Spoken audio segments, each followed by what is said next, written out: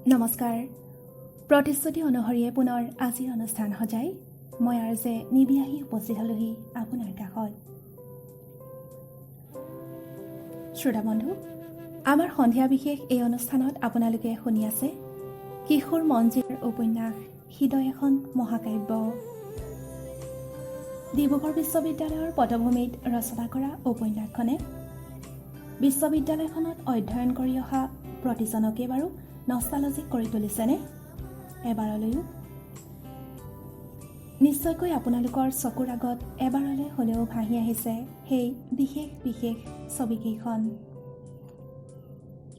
যিবোৰত আপুনি হয়তো বিচাৰি পাইছিল জীৱনৰ মাদকতা। আচলতে বিচাৰিব জানিলে জীৱনৰ সকলোতে এটা ছন্দ পোৱা যায়। জীৱন মহাকাব্যত বাৰু অৰ্ণৱে নিজকে কেনেদৰে আগবঢ়াই নিব, অদিতিৰ প্ৰতি থকা তাৰ অপ্ৰকাশ্য প্ৰেমে কেনেদৰে গতি সলাব, আন্ধাৰে আৱৰি থকা ৰাতিৰ এখন অৰণ্য হৈয়ে অদিতিৰ অজানিতে অদিতি থাকি যাব নেকি বাৰু অৰ্ণৱৰ হৃদয়ত? সেয়া জানিবলৈ আপোনালোকলৈ আগবঢ়াইছোঁ উপন্যাসখনিৰ ষষ্ঠটো খণ্ড। বিশ্ববিদ্যালয়ৰ ৰানিং গেটেদি সোমাই আহোঁতে সন্মুখৰ গছ এজোপাত ওলমি থকা ফলক এখন চকু পৰিল। বিশ্ববিদ্যালয়ে তোমাক কি দিছে সেয়া ডাঙৰ কথা নহয়, তুমি বিশ্ববিদ্যালয়খনক কি দিব পাৰিছা সেয়াহে ডাঙৰ কথা। এৰা কথাষাৰ হয়। মনতে আকৌ এবাৰ কথাবোৰ আওৰালোঁ। দুবাৰ তিনিবাৰ, চতুৰ্থবাৰ আওৰাবলৈ লৈ দৃঢ়ভাৱে ভাবিলোঁ, ময়ো বিশ্ববিদ্যালয়খনৰ বাবে সামান্য কিবা এটা কৰিবলৈ চেষ্টা কৰিম। অৰ্ণৱ, ক'ৰ পৰা আহিলা? নিউ গাৰ্লছ হোষ্টেলৰ প্ৰিফেক্ট মনালিছা বাই সুধিলে। চৌকিডিঙিলৈ গৈছিলোঁ। কিবা কামত? কবিতা কেইটামান কৰিয়াৰ কৰিলোঁ। ভালে আছে? মিঠা হাঁহি এটাৰে মূৰ দুপিয়াই মনালিছা বাই বিদায় ল'লে। কেতিয়াবা কিছুমান ভাষা মানুহৰ চকুৱে মুখে ফুটি উঠে। সেই ভাষাত থাকে এটা মমতামদীৰ সন্মোহন। মনালিছা বাৰ মাজতো তেনে এক মুগ্ধতা আছে। খৰখোজেৰে হোষ্টেললৈ আগবাঢ়িলোঁ। আবেলি ঘৰলৈ যাব লাগিব। কিবা বিশেষ সকামত বাবাই মাতিছে। সম্পূৰ্ণ ৩ মাহৰ পাছত প্ৰথম ঘৰলৈ আহিছোঁ। এটা উৎফুল্ল পৰিৱেশ। পদূলিৰ নাৰিকলজোপা মোৰ বাবে ৰৈ আছিল গলধন বাগৰা ৰঙা বগা। নামডাঙৰ চেঁচা পানীবোৰে সযতনে সাঁচি ৰাখিছিল কবিতাৰ সুগঢ়ি স্তবক। সকলোতে সেমেকা শীতৰ আকুঞ্চিত আৱেশ। ৰাতিলৈ চুঙা চাউল খোৱা। জুহালৰ কাষত বহি বৰপিতাই আঠে বেঠে ক'লে, তোৰ ওপৰত আমাৰ বংশটোৰ ভৱিষ্যত নিৰ্ভৰ কৰিছে। পঢ়ি শুনি ডাঙৰ মানুহ হ'ব লাগিব। মনত ৰাখিবি, তোৰ ককা দেওবৰ কলিতা মৌজাদাৰ আছিল। আজু ককাই ৰজাৰ পৰা সোণৰ ফলক পাইছিল। এতিয়া তয়েই আমাৰ বংশটোৰ একমাত্ৰ জীয়া গজালি, বুজিছ? এনেতে যোৰহাটৰ পেহীয়ে তপৰাই মাত লগালে, ই কলেজৰ লেকচাৰাৰ হ'ব লাগিব। লাগে, বংশত নাম জ্বলা মানুহ লাগে। এজাৰৰ পকা অঙঠা এটা উফৰি আহি মোৰ ভৰিত পৰিল। মায়ে সকীয়ালে, চাবি শুন, পুহ মাঘমহীয়া জুই ডাঙৰ। ইমান পৰে মনে মনে থকা ভাইটিয়ে জলপান এচামুচ মুখত লৈ সুধিলে, সুন্দা, বিহুত আহিবিনে? কিয়? এইবাৰ ৰংঘৰত ডাঙৰ বিহু মেলা হ'ব। ম'হ যুঁজ চাবলৈ মই আৰু কণপাই যাম। তই আহিলে বেষ্ট জমিব। নাই, মই আহিব নোৱাৰোঁ। আমাৰ তাতো খেল হ'ব নহয়। তাত আকৌ কিহৰ খেল? Varsity week. বিহুৰ পাছতে এসপ্তাহ খেল ধেমালি হ'ব। আমাৰ ডিপাৰ্টমেণ্টে মোৰ ওপৰত বহুত আশা কৰিছে। Varsity week? অঁ, প্ৰতিটো ডিপাৰ্টমেণ্টে শ্ৰেষ্ঠ বিভাগৰ বাবে সুকীয়াকৈ বিভিন্ন প্ৰতিযোগিতাত ভাগ ল'ব। আমাৰ ডিপাৰ্টমেণ্ট বহু বছৰ ধৰি শ্ৰেষ্ঠ বিভাগ হৈ আহিছে। এইবাৰ কেইবাটাও ডিপাৰ্টমেণ্টে আমাক চেৰ পেলোৱাৰ সিদ্ধান্ত লৈছে। সেয়ে ছিনিয়ৰৰ কাঢ়া নিৰ্দেশ, পুৱা আবেলি নিয়মমতে প্ৰেক্টিচ কৰিবই লাগিব। বিহুৰ পাছতে? তেনেহ'লে তই বিহুত আহিব নোৱাৰ? বাবাই সুধিলে। নাই, নোৱাৰোঁ। তাতে মাৰ্চত পৰীক্ষাও আছে। পৰীক্ষাৰ পাছত আমাৰ ফালে এপাক মাৰিবি। পেহাৰে তোৰ কাৰণে পুখুৰীত মাছ জীয়াই থৈছে। যাম পেহী, তুমি নামাতিলেও জোৰখতীয়া ৰৌ মাছৰ সোৱাদ ল'বলৈ মই যামেই যাম। পাতল সুৰত পেহীক কথাষাৰ ক'লোঁ। ইমান পৰে নিতাল মাৰি বহি থকা বৰপিতাই গহীনে মাত লগালে। মাছৰ সোৱাদ পিছে পৰিও লবি। জীৱনৰ সোৱাদ এবাৰেই পোৱা যায়, বুজিছ। প্ৰথমে নিজকে গঢ়ি ল। মনত ৰাখিবি শুন, তই আমাৰ বংশৰ একমাত্ৰ জীয়া গজালি। তোৰ পাছত আৰু আগলৈ পাছলৈ কোনো নাই। ইউনিভাৰ্চিটিলৈ অহাৰ বাটত বৰপিতাৰ কথাষাৰে মোৰ কাণত ঠহৰ ঠহৰকৈ বাজি আছিল। তই আমাৰ বংশৰ একমাত্ৰ জীয়া গজালি। ভাৰ্চিটি উইকৰ যুদ্ধকালীন পৰিৱেশ। আগন্তুক মহাৰণৰ বাবে বিশ্ববিদ্যালয়ৰ সকলোবোৰ প্ৰস্তুত হৈছে। নাহৰবোৰ প্ৰাণ পাই উঠিছে, নাহৰ কলিৰ দৰে জুইৰঙা মনবোৰ। মা লক্ষ্মী নামৰ বাছখনৰ পৰা নামি মাৰ্কেট কমপ্লেক্সলৈ আগবাঢ়িলোঁ। 2 বাজি গৈছে। ক্লাছ কৰিবলৈ আৰু সময় নাই। ভাবিলোঁ বাবাদাৰ দোকানতে অলপ আড্ডা দিয়া যাওক। এয়াৰবেগটো কান্ধৰ পৰা হাতলৈ নমালোঁ। এনেতে অভিনন্দনৰ এচুকলৈ চকু পৰিল। বেছ অন্তৰংগভাৱে এজন অচিনাকি ল'ৰাৰ মুখামুখিকৈ বহি আছে বিশ্ববিদ্যালয়ৰ হাৰ্টথ্ৰব অদিতি। এৰা, সেয়া অদিতি বৰ্মন, হাতত ধুমায়িত কফিৰ কাপ। হৃদয়ো ধুৱাই উঠে নেকি কেতিয়াবা উত্তাপ নোহোৱাকৈয়ে। দৃশ্যটো দেখিও নেদেখাৰ ভাওজুৰি আঁতৰি আহিব খুজিলোঁ। কি দৰকাৰ কাৰোবাক লৈ অহেতুক জল্পনা কল্পনা কৰি। তাইৰ লগত মোৰ কি সম্পৰ্ক? এই অৰ্ণৱ, ৰ'বা 1 মিনিট প্লিজ। মই খৰখুজি আঁতৰি আহিব খুজিলোঁ। তড়িৎ গতিৰে অদিতি বাহিৰলৈ ওলাই আহিল। ইমান চিঞৰিছোঁ তোমাক, শুনা নাই? মোক মাতিছা? হয় মহাশয়, আপোনাৰ নামেই অৰ্ণৱ নহয় জানো? ব'লক ব'লক, দাদাই চাহ খাবলৈ মাতিছে। দাদাই? অঁ, মোৰ দাদাই। আপুনি সেয়া মোৰ বয়ফ্ৰেণ্ড বুলি ভাবিছে নেকি? অদিতি বৰ্মন ইমান সহজে কাৰো প্ৰেমত নপৰে, বুজিছে। দাদাই মোক টকা দিবলৈ আহিছে, বুজিছা। আৰু কি জানা? কি? মোক নতুন বছৰৰ এটা গিফ্ট দিছে। কি গিফ্ট? এটা মোবাইল হেণ্ডছেট। ব'লা ব'লা, ভিতৰলৈ ব'লা, দাদা ৰৈ আছে তোমালৈ। অদিতিৰ ককায়েকৰ লগত চিনাকি হৈ ভাল লাগিল। বেছ সপ্ৰতিভ তেওঁ। খুব সোনকালে মানুহৰ মন মুহি পেলাব পাৰে। কালাকান অকণ মুখত লৈ অদিতিয়ে সুধিলে, তোমাৰ চেলফোন আছে? নাই, এইবাৰ এটা ল'ম। এতিয়া টকা অলপ শ্বৰ্ট হৈ আছে। কিমান আছে তোমাৰ হাতত? 3000। পূৰা 3 মাহ চলিব লাগিব। অহা দেওবাৰে ওলোৱা। ক'লৈ? টাউনলৈ। মই হেণ্ডছেট এটা লৈ দিম তোমাক। দাদা আহিছেতো, এতিয়া বহুত টকাৰ মালিক মই। নাই, এতিয়া নলওঁ দিয়া, পাছত। মই কৈছোঁ দেওবাৰে তুমি চেল এটা ল'বই লাগিব। পাছত মোক ধাৰ মাৰি দিবা, নিদিলেও নাই, হ'লতো। অদিতি যেন মোৰ হৃদয়ৰ নিভৃত কোনোবাখিনিৰ যুগ যুগান্তৰৰ একান্ত দাবীদাৰ। একো নামাতিলোঁ মই। কিমান আপোন বুলি ভাবিব পাৰিলে এজনী ছোৱালীয়ে নিজৰ অগ্ৰজৰ সন্মুখতে এজন প্ৰায় অচিনাকি ল'ৰাৰ ওপৰত ইমান হৃদয়ৰ তাগিদাৰে অনুশাসন চলাব পাৰে, আজি প্ৰথম বুজিলোঁ। হোষ্টেললৈ আহি ৰুমত সোমাই সন্ধিয়ালৈকে বিচনাত পৰি থাকিলোঁ। প্ৰেক্টিছলৈ নগ'লোঁ। মোৰ ভাৱনাৰ জগত তেতিয়া অদ্বিতীময়। মহাৰণ এতিয়া সন্নিকট। ভাৰ্চিটি উইকৰ মহাৰণ। আচলতে মানুহৰ সমগ্ৰ জীৱনটোৱেই এখন অঘোষিত যুদ্ধ। শূন্যতাৰ পৰা পৰিপূৰ্ণতালৈ, ভূমিৰ পৰা ভূমালৈ যাৰ বিস্তৃতি। ভাৰ্চিটি উইকৰ মহাযুদ্ধত প্ৰতিবাৰে নতুন নতুন তাৰকা প্ৰতিযোগীৰ অভ্যুত্থান হয় আৰু তেওঁলোকেই এটা বছৰলৈ এখন সুকীয়া সন্মানীয় আসনৰ গৰাকী হয়। এইবাৰ মূলতঃ যুদ্ধখন হ'ব এডুকেশ্যন আৰু আছামিজ ডিপাৰ্টমেণ্টৰ মাজত। এডুকেশ্যন ডিপাৰ্টমেণ্টৰ প্ৰজ্ঞান দা এই মহাৰণৰ এজন সম্ভাৱ্য নায়ক। প্ৰজ্ঞান দাই ভাল অভিনয় কৰে, গল্প উপন্যাস লিখে। ইচ্ছা কৰিলে তেওঁ অকলেই নিজৰ ডিপাৰ্টমেণ্টক শ্ৰেষ্ঠ আসনৰ একেবাৰে ওচৰ চপাই নিব পাৰে। আৰু ময়ো এজন যোগ্য প্ৰতিদ্বন্দ্বী বিচাৰি ফুৰিছোঁ। শেষ মুহূৰ্তটো শেষ নোহোৱালৈকে মই যুদ্ধ অব্যাহত ৰাখিম। বিভাগৰ সন্মান ৰক্ষাৰ্থে এই মহাযুদ্ধত নিজকে সম্পূৰ্ণৰূপে সমৰ্পিত কৰিম। বাকীখিনি ভগৱানৰ ইচ্ছা। কৰ্ণৰ আদৰ্শ আৰু ঐকান্তিক সাধনাৰে অৱতীৰ্ণ হ'বলৈ মন স্থিৰ কৰিছোঁ। কাৰণ এই যুদ্ধত জয়লাভ কৰিলে মই এখন খেয়ালী হৃদয়ৰ একেবাৰে কাষ চাপি যাব পাৰিম। সেই হৃদয় অদিতিৰ বাদে আন কাৰো নহয়। এৰা, সেয়া অদিতিৰ হৃদয়। ভাত খাই উঠি হোষ্টেলৰ সন্মুখত থকা গছৰ মুঢ়াটোত বহি ৰ'দ পোৱাই আছিলোঁ। পুৱা 9 বাজি গৈছে। বেছ ঠাণ্ডা পৰিছে। আজি বন্ধবাৰ। লগৰ দুটামানে গগৈদাৰ দোকানৰ পৰা চিগাৰেট আনি কিছু দূৰৈত ধোঁৱাৰ যজ্ঞ পাতিছে। সন্মুখৰ ফিল্ডখনত কেইটামান ডিপাৰ্টমেণ্টে ইতিমধ্যে প্ৰেক্টিছ আৰম্ভ কৰি দিছে। হঠাৎ নিশান্তৰ মাতত সম্বিত ঘূৰাই পালোঁ। বৰা, কি ভাবি আছে? আপোনাক ধন্যবাদ। বৰকটকী ছাৰে মোৰ মেছ ডিউজ ফ্ৰী কৰি দিলে। হয় নেকি? বৰ ভাল খবৰ।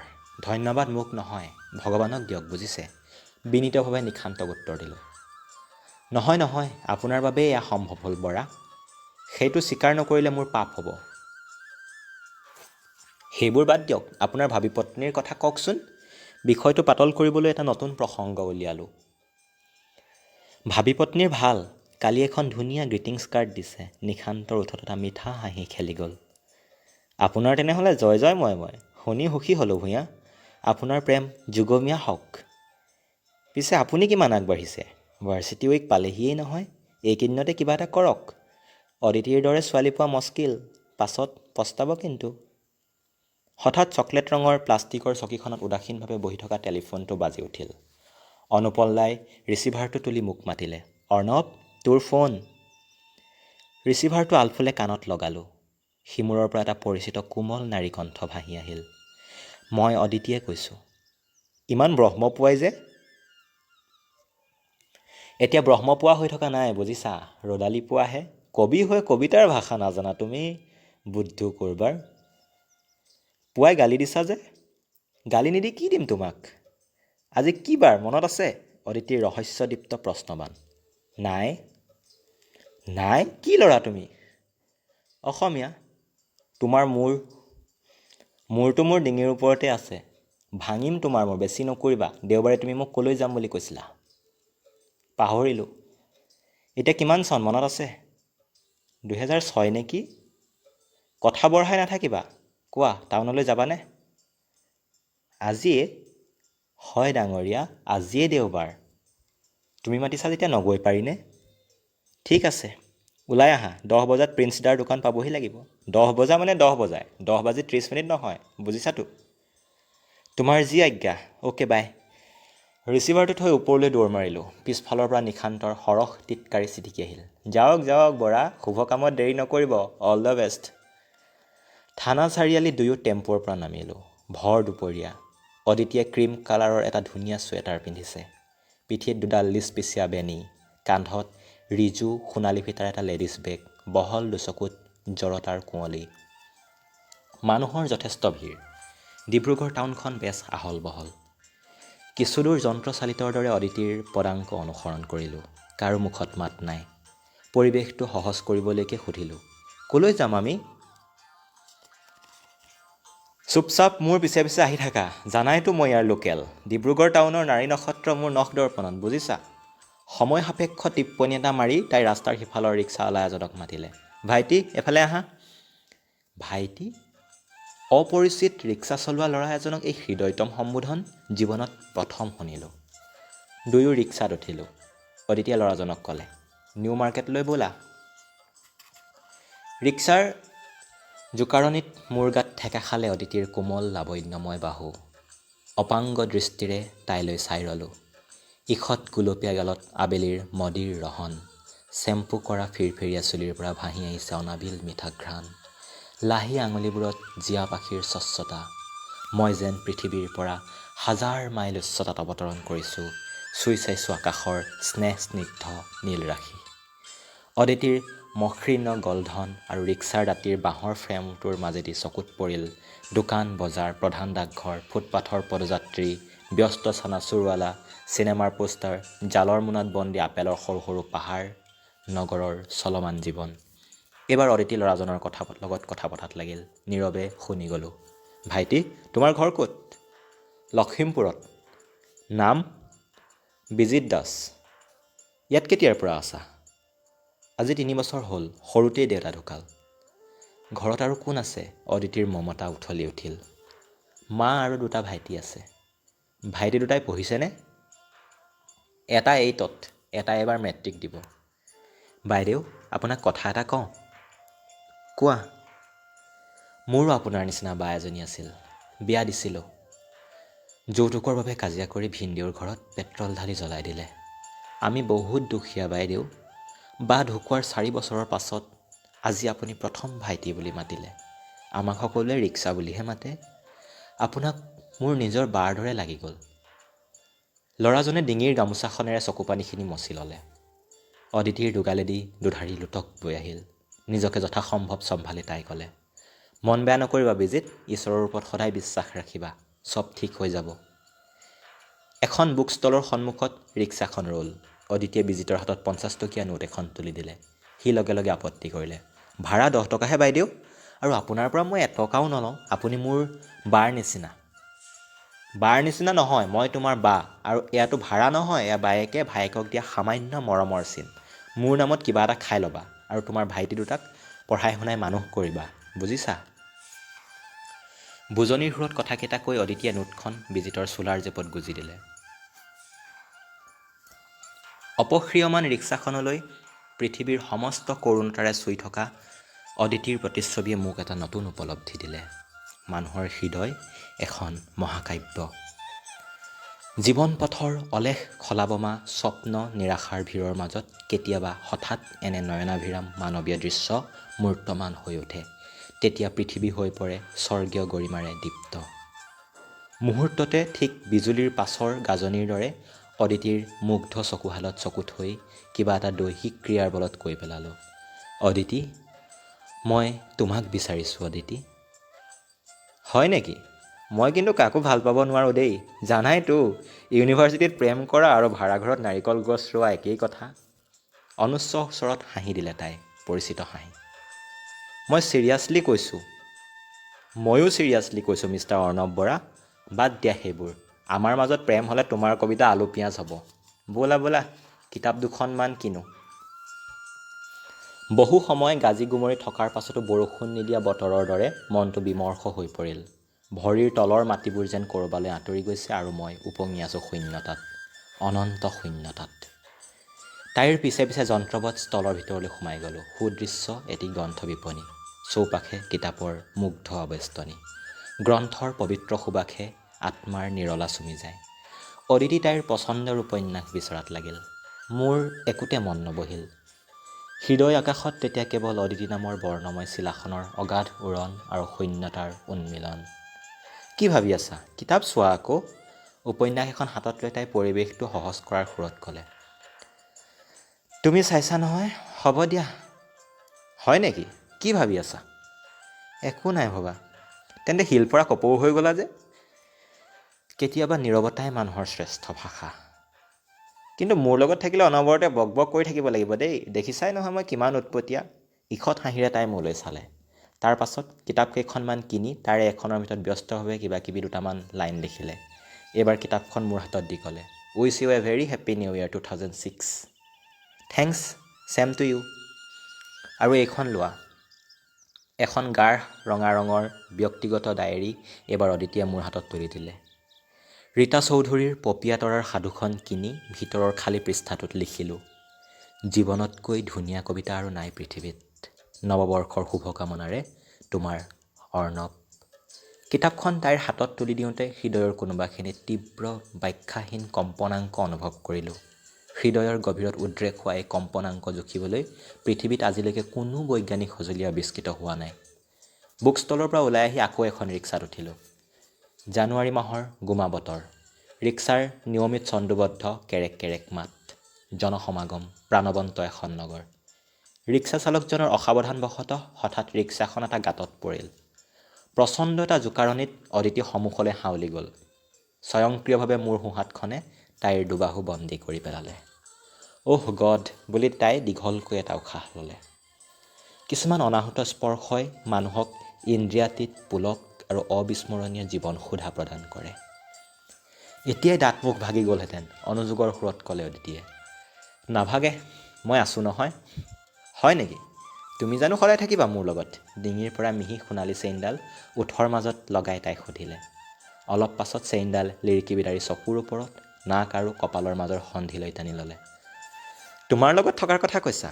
ভাড়া ঘৰত নাৰিকল গছ ৰোৱাৰ মোৰ আৰু ইচ্ছা নাই অদিতি। হাঁহিত ফাটি পৰিল অদিতি, সেই একেই সমুদ্ৰৰ পাৰ ভঙা ফেনিল প্ৰাণচঞ্চল হাঁহি। হাঁহিলা যে? নাহাঁহি আৰু কি? তুমি দেখিছোঁ এটা বুদ্ধু। তুমি নিজকে মহাপণ্ডিত বুলি ভাবা নেকি? নাভাবোঁ, কিন্তু এইবাৰ তাই অলপ ৰৈ গ'ল। মোৰ মুখলৈ এবাৰ কৌতূহলপূৰ্ণ দৃষ্টিৰে চালে, তাৰপিছত আকৌ কৈ গ'ল, কিন্তু ইউনিভাৰ্চিটিত তোমাৰ দৰে বন্ধু এটা লগ পাম বুলি সপোনতো ভবা নাছিলোঁ। কৈয়ে হাঁহি দিলে অদিতিয়ে। এই ৰিক্সা, ৰ'বা মই নামি যাম ইয়াতে। না না, ইয়াত নাৰাখিবা দাদা। আৰু শুনা অৰ্ণৱ, অদিতিৰ লগত থাকিলে নিজকে কিছু সংশোধন কৰিব লাগিব, নিৰ্দেশৰ সুৰত ক'লে অদিতিয়ে। সংশোধন? অঁ, সংশোধন। প্ৰথম কথা, এই ৰিক্সা সেই ৰিক্সা এই চব নচলিব। ৰিক্সাৱালাক সন্মান প্ৰদৰ্শন কৰি মাতিব লাগিব দাদা বা ভাইটি। দ্বিতীয়তে, অদিতি বৰ্মনৰ নিৰ্দেশ মতে অদিতিৰ PA অৰ্থাৎ অৰ্ণৱ বৰা নামৰ বুদ্ধজন চলিব লাগিব। অন্যথা হলদল সামৰি গৃহাভূমিকে গমন। কিন্তু এতিয়া ক'লৈ যাম আমি? নৰকলৈ? কিয়, আজি তোমাৰ হেণ্ডছেট কিনাৰ কথা নাছিল? কিমান টকা আছে তোমাৰ? 2000। 4 দিনত 1000 টকা উৰাই দিলা? উৰাই দিয়া নাই, গিলি দিলোঁ। অদিতিৰ খং তুলিবলৈ এটা ডাঙৰ সুযোগ পালোঁ।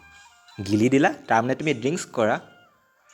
বইজ হোষ্টেলৰ ল'ৰাই ড্ৰিংক নকৰিলে ৱাইন শ্বপবোৰে যেন ধৰ্মঘট নকৰিব মেম। দাদা, ইয়াতে ৰখাই দিয়ক। ঘপকৈ ৰিক্সাৰ পৰা নামি দিলে অদিতিয়ে। কি কৰোঁ এতিয়া? ইফালে ৰাস্তাত যথেষ্ট ভিৰ। এই সামান্য মিছা কথাটোৱে ইমান ভয়াৱহ ৰূপ ধাৰণ কৰিব বুলি এবাৰো ভবা নাছিলোঁ। ব্যস্ত ৰাজপথৰ দাঁতিত মই, অদিতি আৰু বেচেৰা ৰিক্সা চালকজন। ভাড়াটো দি ৰিক্সা চালকজনক প্ৰথমে বিদায় দিলোঁ। চৰি অদিতি, তোমাৰ খং চাবলৈহে এনেকৈ কৈছিলোঁ। মাৰ শপত, মই কেতিয়াও ড্ৰিংকছ কৰি পোৱা নাই। উপায়ন্তৰ হৈ আত্মসমৰ্পণ কৰিলোঁ। লগে লগে শীতৰ মেঘ ফালি নামি অহা ৰ'দজাকৰ দৰে উজ্জ্বল হৈ উঠিল অদিতিৰ মুখমণ্ডল। স্বস্তিৰ নিশ্বাস পেলালোঁ। 2500 টকাত 1600 মোবাইল ছেট এটা ল'লোঁ। তাৰে 1000 টকা অদিতিয়ে দিলে। কিন্তু ইমান উচ্ছ্বাসৰ মাজতো মোৰ মনটো গোমা হৈ থাকিল। যুদ্ধক্ষেত্ৰ এৰি অহা যোদ্ধা আৰু প্ৰেমত উপেক্ষিত নায়ক, একেই কথা। এই মৰম লগা বিশাল হৃদয়ৰ ছোৱালীজনীক আজিৰ দৰে সদায় ওচৰতে পোৱা হ'লে বাৰে বাৰে অন্যমনস্ক হৈ পৰিলোঁ। এৰা ভালপোৱাহে বুকুত সোঁৱৰণিৰ শীৰ্ণ নদী প্ৰবাহিত কৰিবৰ বাবে। হোষ্টেললৈ আহি দুৱাৰ বন্ধ কৰি চিধাই কিতাপৰ পেকেটটো খুলিলোঁ। সুদৃশ্য নীলাভ বেটুপাতেৰে দিবা স্বপ্নৰ লগৰী সেই অনুৰাধাৰ দেশ। ভিতৰৰ উকা পৃষ্ঠাটোত ৰাবীন্দ্ৰিক আখৰেৰে লিখা আছে, মই চিৰদিন তোমাৰ, কেৱল তোমাৰেই অৰ্ণৱ, অদিতি। পলকতে অতনু অনুৰাগেৰে উঠলি উঠিল দেহ মন আত্মা। নিজম সন্ধিয়াৰ মায়াবী আৱেশ। খিৰিকীৰ সিপাৰে এজাক জোনাকীৰ বুকুত জ্বলি উঠিছিল কোমল কান্তি পোহৰৰ মণি। প্ৰিয় শ্ৰোতা, উপন্যাসখনিৰ ৬ষ্ঠটো খণ্ড আজিলৈ ইমানতে সামৰণি মাৰিছোঁ। আমাৰ অনুষ্ঠানযোগে সম্প্ৰচাৰিত হোৱা উপন্যাসখন শুনি কেনে পাইছে? আপোনাৰ অনুভৱখিনি আমালৈ লিখি পঠাবচোন। উপন্যাসখনিৰ পাঠক বহালে বৰ্ণিল বৰাই। ইয়াৰ পিছত কাহিনী কেনেদৰে আগবাঢ়িছে সেয়া জানিবলৈ শুনি থাকিব উপন্যাস হৃদয় এখন মহাকাব্য। আজিলৈ তেনেহ'লে ইমানতে বিদায় লৈছোঁ। নমস্কাৰ।